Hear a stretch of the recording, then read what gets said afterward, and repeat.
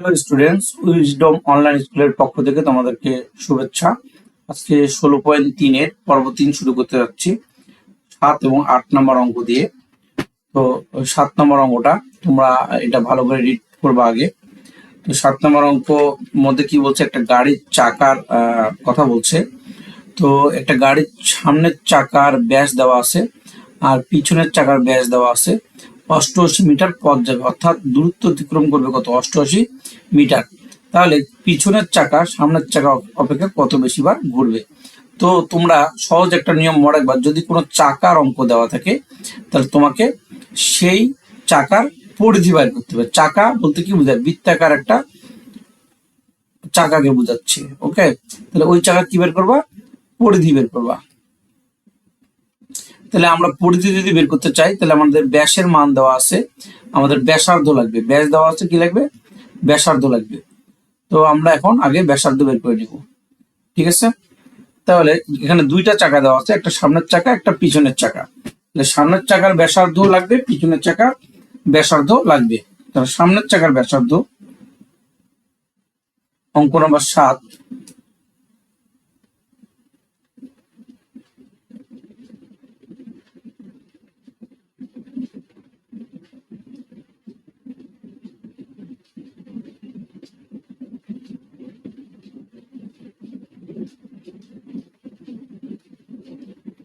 সামনের চাকার ব্যাসার্ধ, এই যে ব্যাসকে যদি আমি 2 দ্বারা ভাগ করি তাহলে ব্যাসার্ধ বেরোবে, এবং সামনের চাকার ব্যাসার্ধকে আমি 8 দ্বারা প্রকাশ করতেছি, 28/2 সেন্টিমিটার। তাহলে ফলাফল কত আসতেছে, 14 সেন্টিমিটার। এবার পিছনের চাকার ব্যাসার্ধ আমরা বের করবো।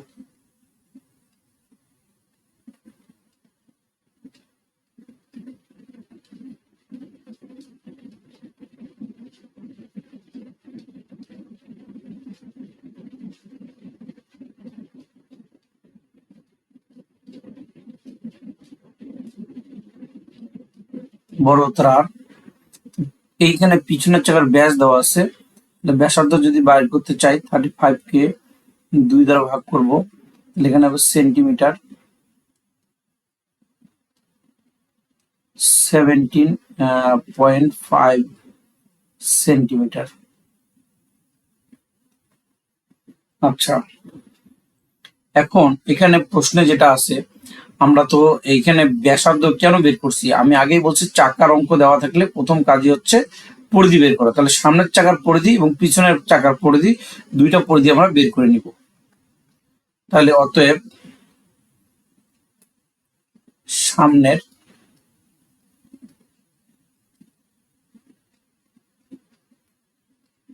চাকার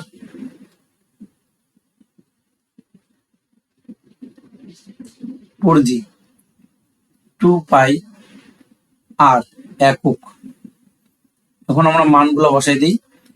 2 ইন্টু পাই এর মান হচ্ছে 3.1416, আর আর এর মান হচ্ছে 14। এই যে আর এর মান এখানে 14, তাহলে 14 এখানে হবে সেন্টিমিটার। তাহলে আমরা ক্যালকুলেশন যদি করি তাহলে আমরা কি পাই,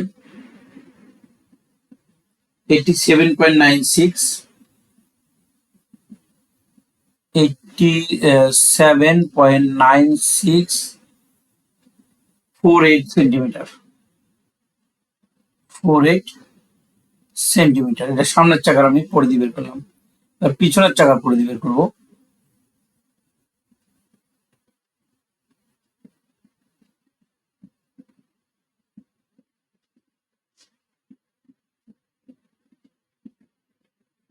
চাকার পরিধি 2π বড় হাতের আর একক, 2 গুণন 3.1416 বড় হাতের আর, এর মান হচ্ছে 17। দেখো এখানে 17.5, এটার মান হচ্ছে 17.5। তাহলে এই মানটা আমরা এখানে বসাই দিব, 17.5 সেন্টিমিটার। তাহলে এটা আমরা গুণ করলে যেটা পাই, 109.956 সেন্টিমিটার, 109.956 সেন্টিমিটার। এখন আমি দুইটা চাকারই পরিধি বের করছি, এই যে এই সামনের চাকার পরিধি, পিছনের চাকার পরিধি বের করছি। এখন ব্যাপারটা হচ্ছে, অঙ্কটা আমরা ভালো করে বুঝে নেই। আমি এর আগে বলছি চাকার অঙ্ক দেওয়া থাকলে তোমাকে পরিধি বের করতে হবে। তো পরিধি নির্ণয়ের সূত্র হচ্ছে 2πr, আর মানে হচ্ছে ব্যাসার্ধ। এই জন্য ব্যাসকে আমি ব্যাসার্ধ বানাইছি, এখানে ব্যাসকে ব্যাসার্ধ বানাইছি, আর কোনো কিছু নাই। দেখো অঙ্ক কিন্তু সেন্টিমিটার দিয়ে দেওয়া, এই যে অঙ্ক হচ্ছে সেন্টিমিটার দিয়ে দেওয়া। এখানে যে 88 মিটার পথ যাবে, এই যে 88 মিটার পথ যাবে, এটা কিন্তু দূরত্ব। তাহলে এই যে পথ যেটা দেওয়া আছে, এটা মিটারে দেওয়া আছে, এটাকে সেন্টিমিটার বানিয়ে নিতে হবে আগে, এবং আগে সেন্টিমিটার বানাই, তারপর তোমাদেরকে বুঝাই। 88 মিটার এটা হচ্ছে দূরত্ব। তোমাদের যে পথটা যাবে সেটা হচ্ছে কি দূরত্ব, দূরত্ব হচ্ছে কি 88 মিটার। 88 গুণিতক 100 সেন্টিমিটার, 8800 সেন্টিমিটার। তাহলে এটা হচ্ছে দূরত্ব। এখন আমরা যেটা কাজ করব সেটা হচ্ছে, এখানে দেখো সামনের চাকা পিছনের চাকা অপেক্ষা কত সংখ্যক বার বেশি ঘুরবে। তাহলে ঘূর্ণন সংখ্যা যদি তুমি বের করতে চাও, কে কতবার পূর্ণ সংখ্যক বার বেশি ঘুরবে, কে কতবার ঘুরবে, এটা যদি তুমি বের করতে চাও, তাহলে দূরত্বকে পরিধি দিয়ে ভাগ করতে হবে। দূরত্বকে কি দিয়ে ভাগ করতে হবে? পরিধি দিয়ে ভাগ করতে হবে। তাহলে সামনের চাকা ঘুরবে,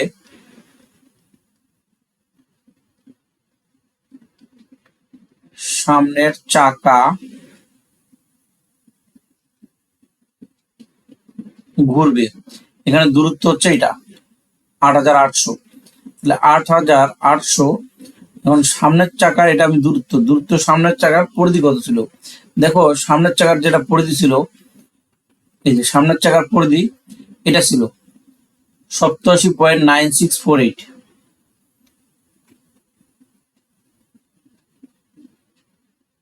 87.9648। তাহলে এত কি বার। তাহলে আমরা যদি ভাগ করি, তাহলে আমরা কত পাচ্ছি? 100.04 বার। এবার আমাদের পিছনের চাকা কতবার ঘুরবে? তাহলে আগের নিয়ম,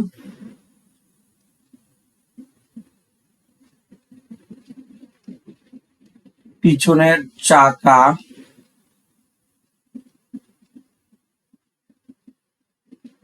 ঘুরবে 8800, অর্থাৎ দূরত্ব, এই 8800 হচ্ছে দূরত্ব, দূরত্বকে পরিধি দিয়ে ভাগ করবো। পিছনের যেটা পরিধি যেটা বের করছিলাম আমরা, এটা হচ্ছে পরিধি 109.956, 109.956 এত বার। তাহলে আমরা পাচ্ছি হচ্ছে 80.03 বার, 80.032 বার। তাহলে দেখো পিছনের চাকা কিন্তু কম বার ঘুরতেছে, আর সামনের চাকা কিন্তু বেশি বার ঘুরতেছে, 100 বার। তাহলে কোন চাকা বেশি ঘুরবে? কোন চাকা, সামনের চাকা বেশি ঘুরবে নাকি পিছনের চাকা বেশি ঘুরবে? তাহলে অবশ্যই সামনের চাকা বেশি ঘুরবে। তাহলে কতবার বেশি ঘুরবে সেটা বের করতে হলে এইটা থেকে এটা মাইনাস করতে হবে। তাহলে সামনের চাকা বেশি ঘুরবে,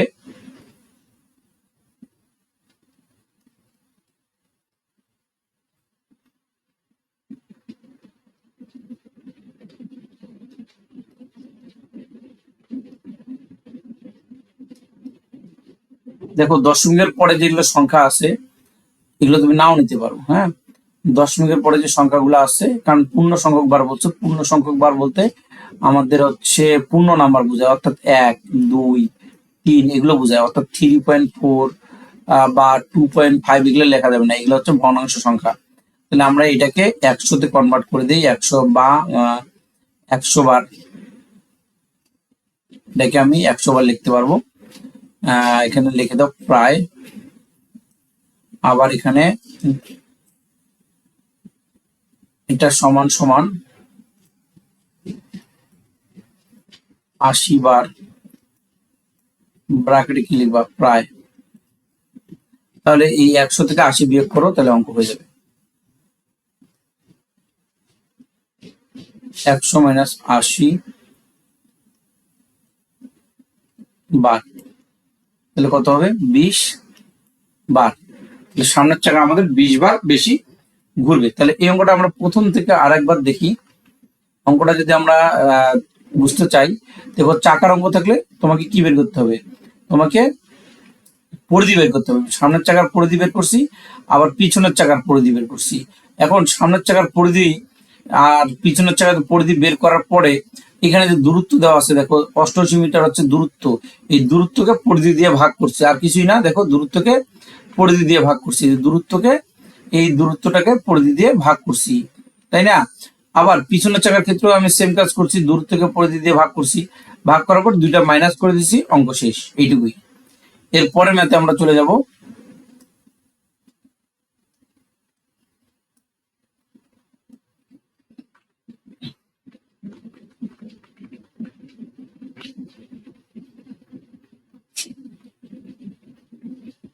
একটি বৃত্তের পরিধি 220 মিটার, ওই বৃত্তে অন্তর্লিখিত বর্গের বাহুর দৈর্ঘ্য নির্ণয় করো।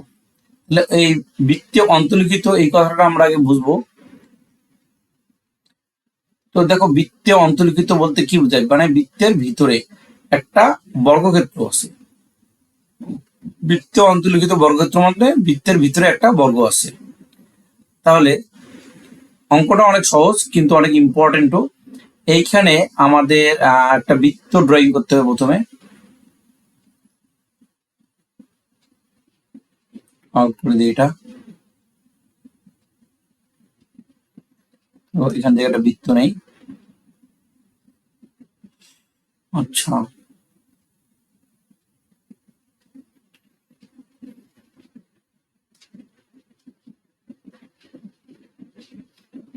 আচ্ছা থামো, একটু ওয়েট করো। এখানে দেখো, এখানে বৃত্ত,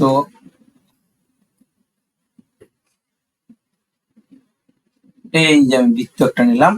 এখন এই বৃত্তের ভিতরে তোমাকে একটা বর্গ নিতে হবে। কি নিতে হবে? একটা বর্গ নিতে হবে। তাহলে আমরা বৃত্তের ভিতরে একটা বর্গ ড্রয়িং করি। আচ্ছা,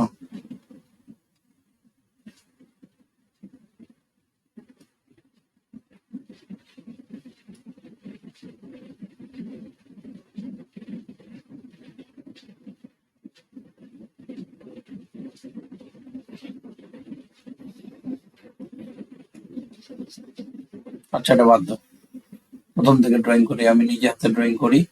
একটা শুধু বৃত্ত এখান থেকে নিয়ে নিই আগে। এই একটা বৃত্ত, হ্যাঁ, এই বৃত্তের ভিতরে একটা কি আছে, বর্গ আছে।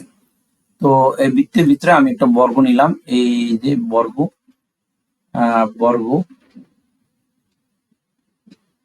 এই হচ্ছে তোমার একটা বৃত্তের ভিতরে বর্গ। আমার ড্রয়িংটা খারাপ হয়েছে, তোমরা সুন্দরভাবে আর্ট করে নিও।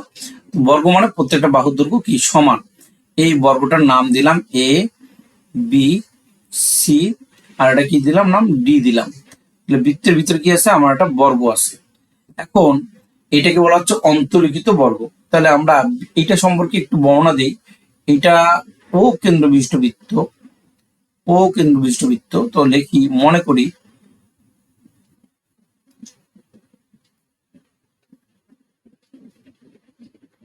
মনে করি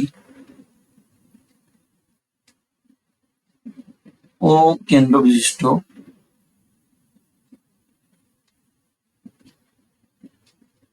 বিশিষ্ট বৃত্তে এ বি সি ডি একটি একটিকে অন্তর্লিখিত বর্গক্ষেত্র।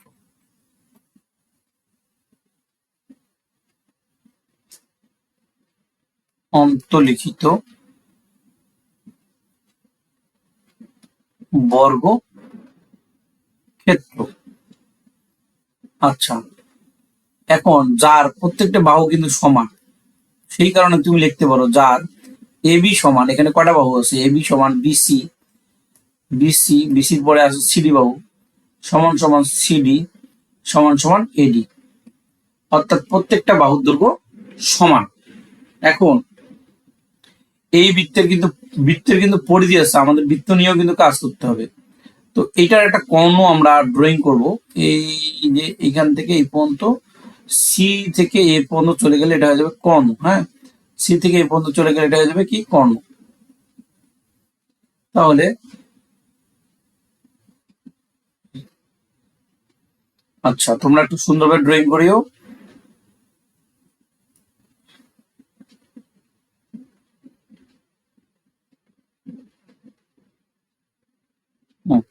তাহলে এটা হচ্ছে কর্ণ, আর এখানে আমাদের মেন পয়েন্ট ছিল একটা ও বিন্দু। তাহলে আমরা লিখে দিতে পারি বর্গের কর্ণ, বর্গের কর্ণ এসি। তাহলে এখন আমরা যেটা করব, তো দেখো এখানে বৃত্তের পরিধি দেওয়া আছে, তুমি বুঝো ভালো করে, বৃত্তের কি দেওয়া আছে, পরিধি দেওয়া আছে। তাহলে আমি একটা সমীকরণ গঠন করতে পারি, পরিধি সূত্র তো আমরা জানি, পরিধি ইকুয়াল টু পরিধি। তাহলে আমরা লিখতে পারি প্রশ্ন মতে 2πr ইকুয়াল টু 220, অর্থাৎ পরিধি ইকুয়াল টু পরিধি। এখান থেকে আমি 2r এর মান বের করব। কেন আমি 2r এর মান বের করবো? 2r বলতে কি বোঝায়? 2r মানে হচ্ছে ব্যাস বোঝায়। 2r মানে কি বোঝায়? 2r মানে হচ্ছে ব্যাস বোঝায়। তাহলে 220 কে পায়ের মান 3.1416 দ্বারা ভাগ করব। তাহলে 220 ভাগ 3.1416, তাহলে 70.0203 লিখতে পারি, 70.03, এটা হচ্ছে আমাদের 2r এর মান। তো দেখো এই বৃত্তের যে, আমি আবার তোমাদের বোঝানোর সুবিধার জন্য একটা বৃত্ত ড্রয়িং করি। এটা হচ্ছে একটা বৃত্ত। এই যে বৃত্তটা যে আছে, এই বৃত্তের ব্যাস, এই বৃত্তের ব্যাস কেন্দ্র দিয়ে যেটা গেছে এটা হচ্ছে ব্যাস। এখানে দেখো এই কেন্দ্র দিয়ে যেটা গেছে এটা হচ্ছে বৃত্তটার কি, ব্যাস। এটা কি, এইটা কেন্দ্র দিয়ে যেটা গেছে এটা হচ্ছে বৃত্তটার ব্যাস। এখন বৃত্তের এটা ব্যাস হলেও এইটা আবার বর্গের ক্ষেত্রে, এটা কিন্তু বর্গের ক্ষেত্রে কর্ণ, অর্থাৎ বৃত্তের ব্যাসটাই বর্গের কি, কর্ণ। তাহলে আমরা যেটা বের করছি 2r এর মান, এটা কিন্তু বৃত্তের ব্যাস। বৃত্তের ব্যাস ইকুয়াল টু বৃত্তের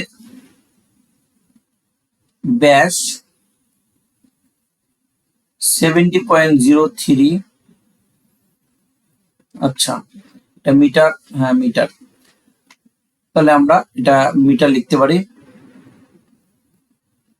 এই যে বৃত্তের ব্যাসটা বের করলাম, এটাই হচ্ছে আমাদের বৃত্তের বর্গের কর্ণ, বর্গের কর্ণ, বর্গের কর্ণ এসি ইকুয়াল টু 70.03 মিটার। আচ্ছা, একটা বর্গ, এই যে একটা বর্গ, এই বর্গের তুমি কর্ণ বের করতে পারছো। কি বের করছো? কর্ণ বের করছো। এই যে এটা কর্ণ, এটা হচ্ছে এ বি সি ডি, এইটা তুমি বের করছো। এখন তুমি বাহুর দৈর্ঘ্য বের করতে চাবা। তাহলে এই কর্ণটা, এইটাকে যদি আমি প্রত্যেকটা বর্গের এখানে কত ডিগ্রি কোণ উৎপন্ন হয়, 90 ডিগ্রি করে কোণ উৎপন্ন হয়, এখানে 90 ডিগ্রি করে কোণ উৎপন্ন হয়, তাহলে এটাকে আমি কি বলতে পারি, এটাকে অতিভুজ বলতে পারি। ত্রিভুজ হিসাবে এইদিকে যে একটা ত্রিভুজ আছে, এইদিকে একটা ত্রিভুজ আছে, এই ত্রিভুজ হিসাবে এসিটা কি, কর্ণ। তাহলে আমরা পিথাগোরাসের সূত্র দিয়ে এটা সহজেই করতে পারি। ত্রিভুজ A B C A, AC হচ্ছে অতিভুজ, এসি স্কোয়ার, অতিভুজ স্কোয়ার সমান সমান লম্ব স্কোয়ার, মানে A B square plus BC square. তাহলে এ বি এর মান কত? এ বি এর মান আমরা জানি না, এবং বিসি এর মানও আমরা জানি না, আমাদের এইটার মানই বের করতে হবে। কিন্তু একটা জিনিস আমরা জানি, এ বি যা, বিসি মানেও কিন্তু এ বি। কেন এ বি? এই বিসি আর এ বি দুটাই সমান কেন? কারণ কি, কারণ হচ্ছে বর্গের প্রত্যেকটা বাহু সমান। তাহলে এখানে আমরা 2ab স্কোয়ার লিখতে পারি, 2ab স্কোয়ার। এখন এটাকে আমরা ঘুরায় লিখি, 2ab square equal to AC square, অর্থাৎ এটাকে আমি আগে লিখলাম, এটাকে আমি পরে লিখলাম। এখন এসি এর মান কত? মান বসায় দাও এখানে। এসি এর মান তুমি একটু আগেই বের করছো, কোথায় থেকে বের করছো দেখো 70.03, তাহলে 70.03 তুমি এখানে বসাই দাও।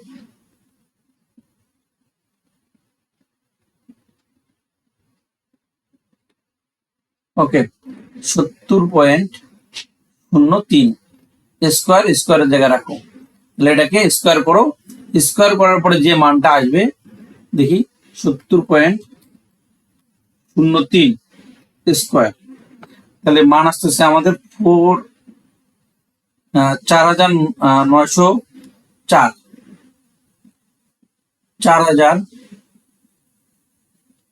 4904.2009 এই মানটা আসছে।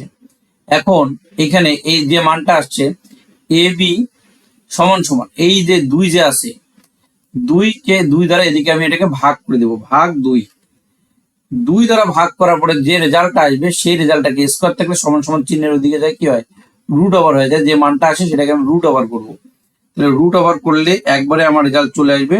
আমি রুট করলাম 49.52, এটা হবে। তাহলে আমি আবার বুঝাই, এখানে 2 এদিকে নিয়ে আমি ভাগ করছি, আর এবির যে স্কোয়ারটা আছে ওদিকে যায় রুট ওভার হয়ে গেছে, এই মানটা বেরোয় আসছে। এটা হচ্ছে আমাদের উত্তর। তাহলে এটা হচ্ছে এবি এর মান। আর আমাদের এখানে বের করতে বলছিল কি, বাহুর দৈর্ঘ্য বের করতে বলছিল। দেখো আমরা বাহুর দৈর্ঘ্য বের করছি, এবি এর মান, এবি এর মানও যা, বিসি এর মানও যা, সিডি এর মানও তা, এডি এর মানও তা। তাহলে আমরা লিখতে পারি বাহুর দৈর্ঘ্য,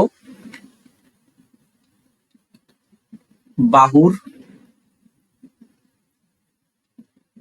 দৈর্ঘ্য 49.52 মিটার। তাহলে তোমরা অঙ্কগুলো নোট করে নিও আর প্র্যাকটিস করিও বারবার। আজকে এই পর্যন্তই।